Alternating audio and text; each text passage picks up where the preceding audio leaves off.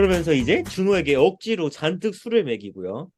승우는 이걸 다 지켜보다가 마담은 이제 더 이상 준호를 믿지 못하겠다는 걸 알게 되고 승우에게 너가 앞으로 에이스 해라 라고 부탁을 합니다.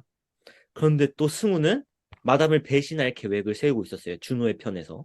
그러고 나서 이제 알렉스라는 캐릭터가 나오는데요. 이 알렉스라는 캐릭터는 이 작품에서 유일하게 아기의 아빠예요. 미혼 부인데요. 이 아기가 또 하필 희귀병에 걸려서 되게 아파요.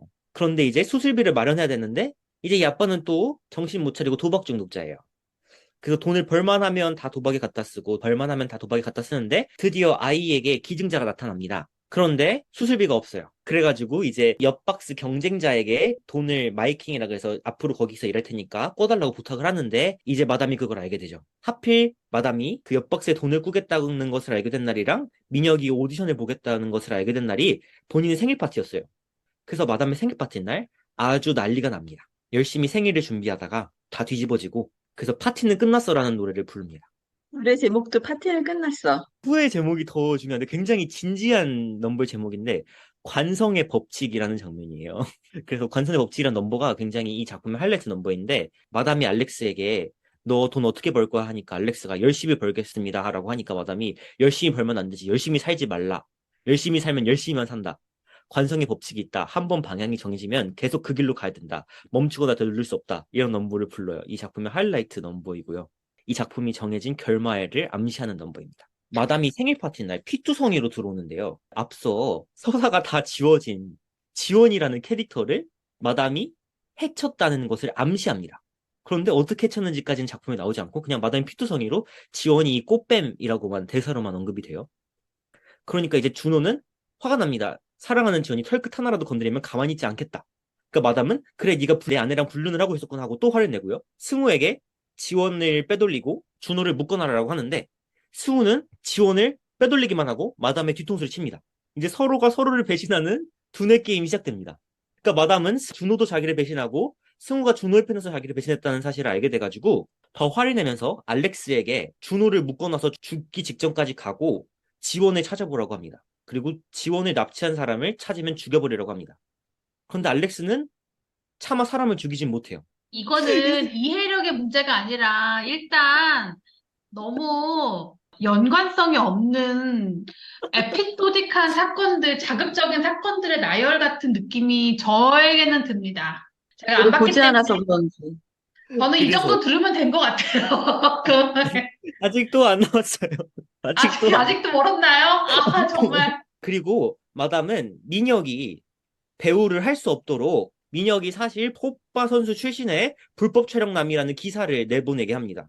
그러니까 민혁이 갑자기 전화를 받게 돼요. 연숙이 누나한테 너 이거 사실이냐고 기사 다 떴다고 너 드라마 하차라고 하니까 이제 민혁이 너무 당황해가지고 달려갔다가 마담을 죽이려고 골프채를 들고 와서 마담을 협박합니다. 기사 내려달라고. 그러니까 이제 마담은 미안해 미안해 미안해 하다가 민혁을 제압해버리고요. 민혁은 졸지에 무릎을 꿇고 다시 마담에게 오히려 자기가 먼저 죽게 생겼으니까 살려줘. 제발 나 배우할 수 있게 해줘. 나는 너의 옆에 절대 있기 싫어.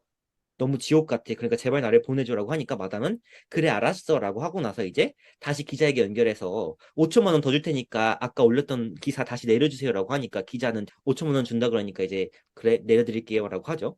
민혁은 다시 정말 고마워 형 그러면서 이제 희망의 부풀어요. 이제 다시 배우할 수 있겠다. 그러다가 마담은 그 행복한 순간에 민혁의 얼굴을 그어버립니다. 아니, 이거는 삼류 막장 드라마잖아. 이거는 네. 저기 내가 생각했을 때 최고의 막장인 그 왕꽃 선녀님보다 더한 막장 같아. 그래서 좋아하시는 거예요.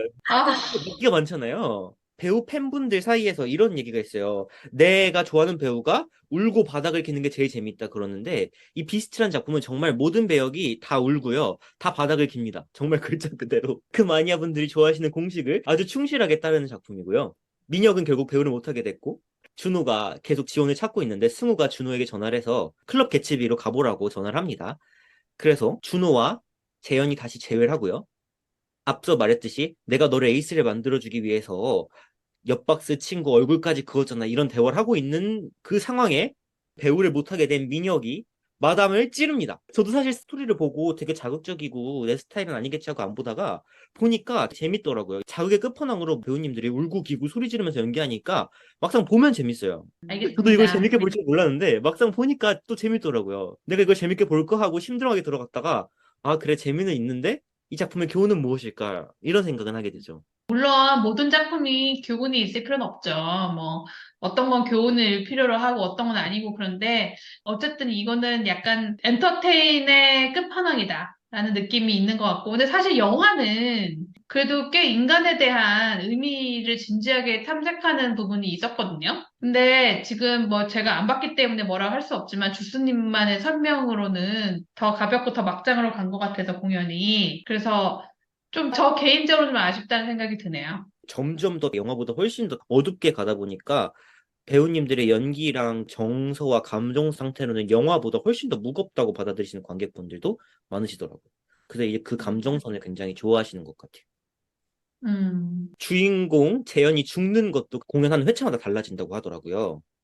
어떻게 죽냐? 바로 찔러서 죽일 수도 있고, 그 다음에 제압을 해가지고 안 죽으려다가 죽을 수도 있고, 그래서 그 장면을 보는 것도 매 회차마다 달라지니까 이제 마녀 관객분들 입장에서는 또 이 공연을 더 보는 재미가 생기는 거고, 알고 보니까 승우가 최종 보스였다라는 결말이 다 나오고 나서 안 끝나요. 솔직히 마담이 죽는 걸로 끝나도 정석적인 뮤지컬의 형식일 것이고, 승우가 사실 내가 진주인공이고, 내가 이제 이 클럽의 주인이야라고 해도 정석적인 뮤지컬일 텐데, 이 장면 이후로 거의 10분가량의 에필로그가 이어지는데요.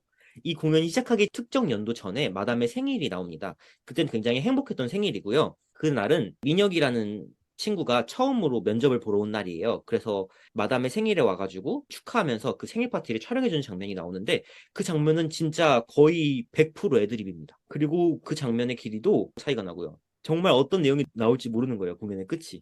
그러니까 이제 뭐 배우님들이 오랫동안 또 그 작품을 계속 했을 거 아니에요. 그러니까 그 작품에 대한 높은 이해도를 바탕으로 앙상블이 생긴 거겠죠. 네, 이제 오늘 처음 만드는 뮤지컬 같이 기본적인 틀은 두고 배우님들에게 대본의 자율성을 주다 보니까 그만큼 작품을 보는 관객들의 입장에서는 매 회차마다 너무 달라지니까 이 공연을 보고 싶은 열망? 왜냐면 매번 똑같은 공연은 없잖아요. 그러다 보니까 이제 더더욱 이 공연을 무리해서라도 관람해야 되겠다라는 의욕이 더 높아지는 것 같습니다.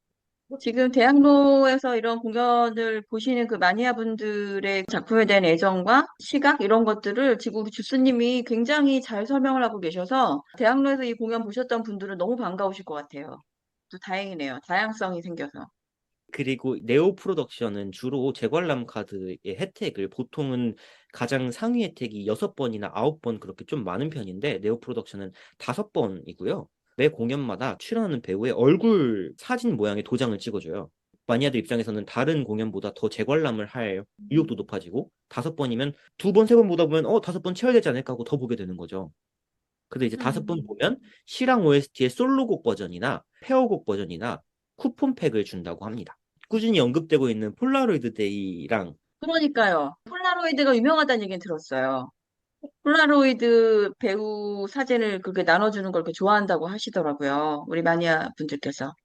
비스트는 또 음, 특별하게 폴라로이드 데이하고도 인기가 많았는데 페어 폴라로이드 음, 데이라고 해가지고 2명의 배우님들이 한 사진에 나오는 이벤트를 한 거예요. 보통 한 명의 배우님 사진이었다가 그러니까 두 음, 명의 배우님이 나오면 훨씬 더 그 공연의 한 순간을 가진 것 같잖아요. 그리고 폴라로이드 사진은 같은 사진이 없잖아요. 그러다 보니까 음. 마니아들 입장에서 더 이번 주도 또 다 매진이 됐었습니다. 네오 프로덕션의 마케팅 포인트는 네오 프로덕션은 따로 마케팅 비용을 안 들이는 원칙을 고수하고요. 그 비용을 아껴가지고 관객들에게 매 회차마다 다른 포토카드를 또 주세요.